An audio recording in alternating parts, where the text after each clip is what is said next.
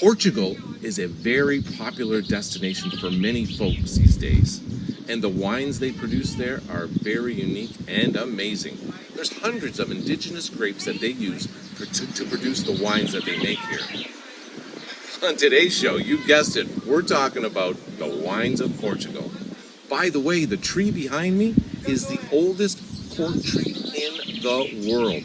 In 1992 alone, the cork that was harvested from this tree was enough cork to put in 100,000 bottles.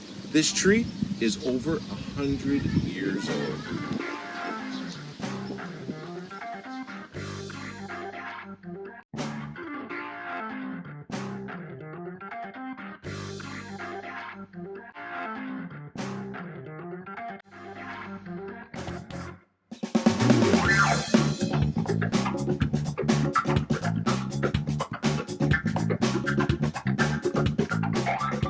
Hi there, everybody. My name is Mike LaPlante, and I'm the Average Wine Enthusiast. As you took away from the open, we are talking about the wines of Portugal. The reason for that is my wife and I took a trip to Portugal and went around most of the country, somewhat wine-focused trip. Basically rented a car, booked a bunch of Airbnbs, booked some winery appointments, and we were on our way. Where do I start? Well, I guess the best place to start is at the beginning. Where it began, as Neil Diamond would say. We flew into Lisbon, and just west of Lisbon is a district, a region known as Sintra. And it's a beautiful area, somewhat rustic and nature. Not a lot of, it isn't built up with population or anything. And we went there on our first day, stayed at a beautiful guest house, and made the best of that day because, of course, we got up the day before in North American time, landed, and didn't get any sleep on a plane. I'm one of those people who cannot sleep on a plane, doesn't matter how many drugs you give me. But we arrived in Lisbon, drove over to Sintra, and we were amazed by the beauty right away. And we basically settled in, and then we went out for dinner. And we, of course, had seafood. Because if you're in Portugal, a good thing to do is have seafood because, for the most part, it's fresh. And especially when you're right on the coast, the seafood that you get is probably caught that day. So we went to a restaurant in a little town just south of where we were staying there in Sintra. And the chef there, he turned us on to a wine that he thought we should drink, and it was made from a grape known as Arinta. Oh no, or is it a Rinto? I think it's a Rinta. Let me see. It's a Rinto. Good thing I wrote it down. And this is a relatively popular grape that you find in many of the white blends. And this wine is right from this area here, and it is part of the wine region known as Lisboa. This is a sub-region down there. I want to say it's Calares was the name of the sub-region. And Lisboa wasn't always called Lisboa in terms of its wine origins. It was called something else. I'm not exactly sure what it was, but it's modernizing like much of the wine industry in Portugal because it is it's its own beast, the wine industry, and I'll get more to that as we roll along here. So we went to this restaurant in this little town, had a beautiful bottle of Arinto, and I asked the chef. The chef's just coming out in between cooking meals, checking out the scenery. Very laid back situation there, but it was beautiful, very classy. And I said, where's a good place for me to buy a bottle of wine? We're gonna watch the sunset from our balcony at our place there on the ocean. And he steered me to a grocery store about 2 blocks from the restaurant. And we were still sipping our wine, finishing up our dinner, and so I looked on my phone and I noticed the store that he is telling me to go to is closing like in 10 minutes. So I left my wife at the restaurant, booted down the road, and I go to this store, and it's literally a corner store. It's right on the corner of a building, and people get everything there. And when I say everything, I mean everything, like nuts and tomatoes and diapers, and it's all there. But what else is there is wine, which kind of blew me away, really. And in this store, which is owned by two brothers, one of the brothers is a somewhat of a wine geek. And so we geeked out on his wine selection, which consists of 2 rows of wine on the shelf he has at the back of the store.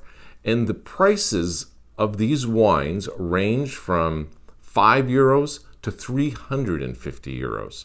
He had it all. And this guy knew his wine, well, his Portuguese wine especially, pretty good. And that was a fun little excursion there while I left my wife back at the restaurant.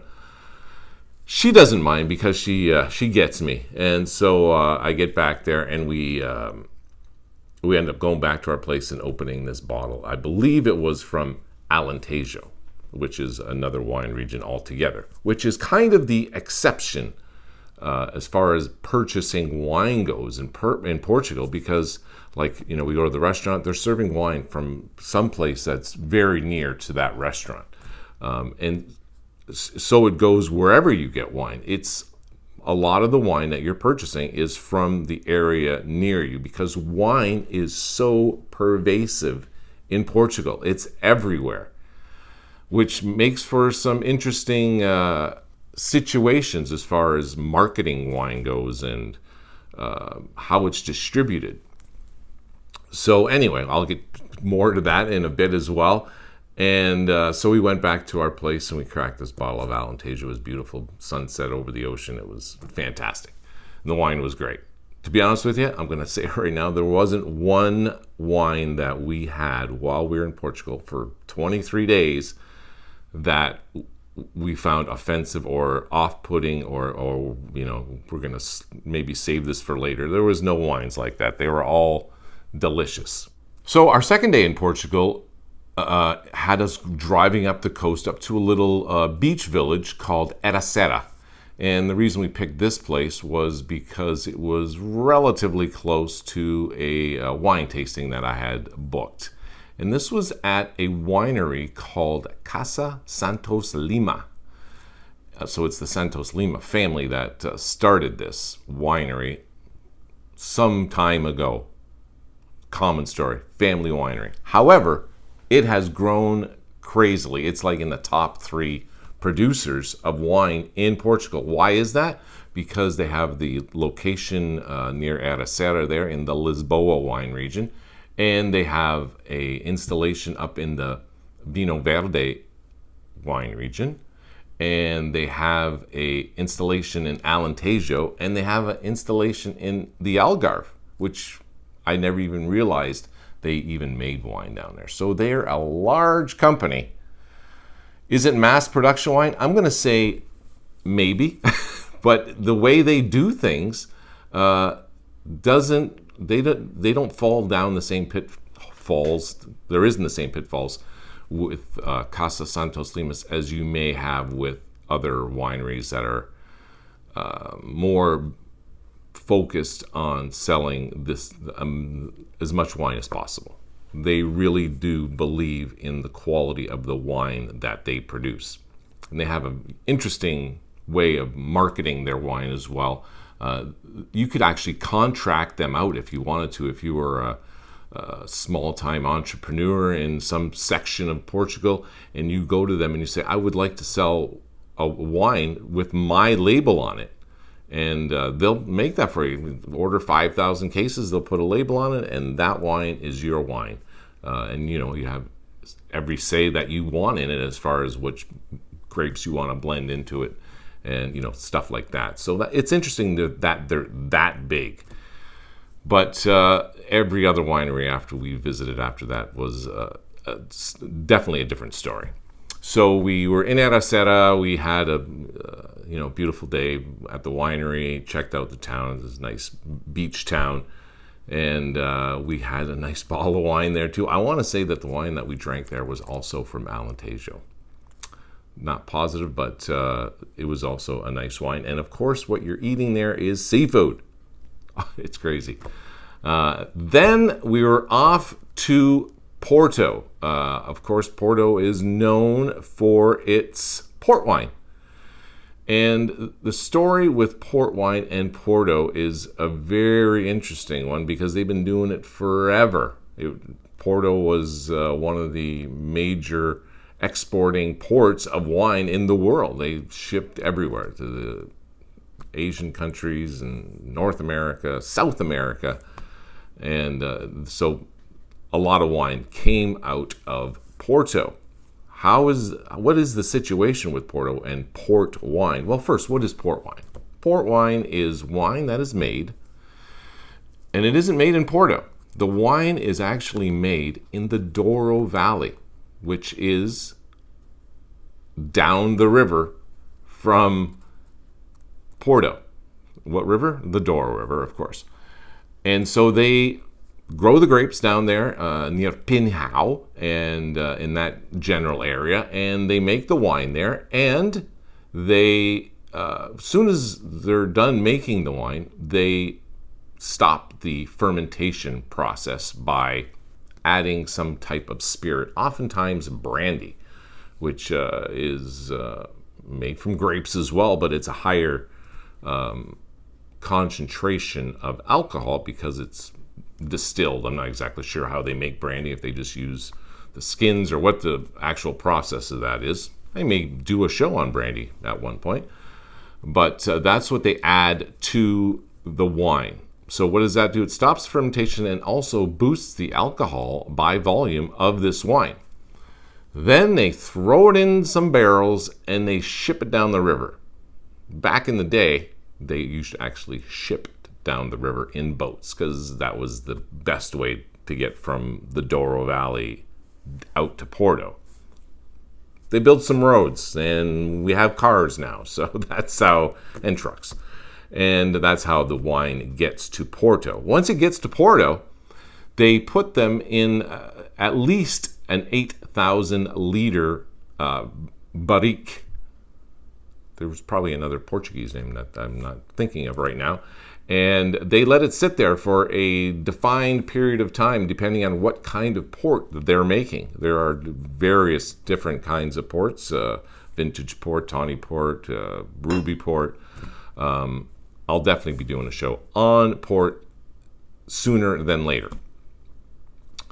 So that's the story of the wine that comes out of Porto. Is it's basically aged in Porto, but made down the river in the Douro Valley. Very unique situation. You may have had port like for dessert, or you pour it over some ice cream. There's all kinds of uses for it, but it's very popular. It stays for a long time. Like if you open a bottle, throw it in your fridge, it's good for, a couple weeks, maybe even a month, depending on what kind of port that you've opened. So while in Porto, though, we busted around, and it's a beautiful city. We had a place again right on the ocean, watched some beautiful sunsets, drinking lots of great wine on our balcony there. But a cool aspect of that area is there's Porto, the city, which is where all the business gets done.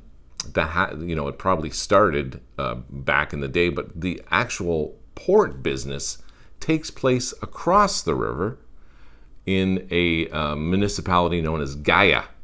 I'm shortening it up, but everybody calls it Gaia. And that's where all the port lodges are. They're all there. Sandman, Fonseca, the Symington family, Bonfim, they're all there. They all have these lodges that are in relatively close proximity to each other, which is in close proximity to the river, of course. And the one place that we decided to go to have a tasting was Fonseca. And they are known for their Bin 27 port, which is everywhere in the world. I don't think it's in Canada, though. I don't think you can find it here, but I know it's available just across the river there in the United States.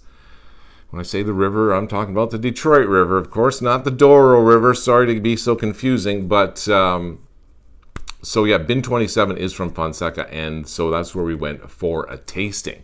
And you do basically a tour of the place, and there's lots of interesting things to see there. They had a little smelling test there, so you can see the different flavors that go into the different types of ports. I think I'm going to roll that right now. Why don't you check this little sniffing process out at Fonseca Port Lodge in Gaia, Portugal.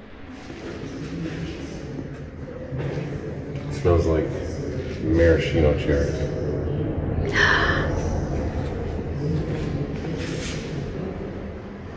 It smells like figs or dates.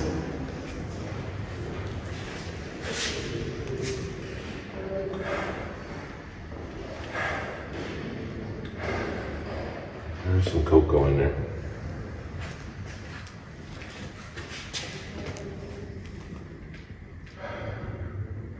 Very floral.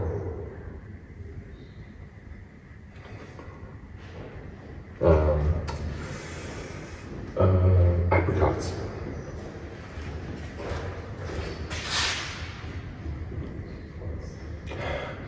Caramel.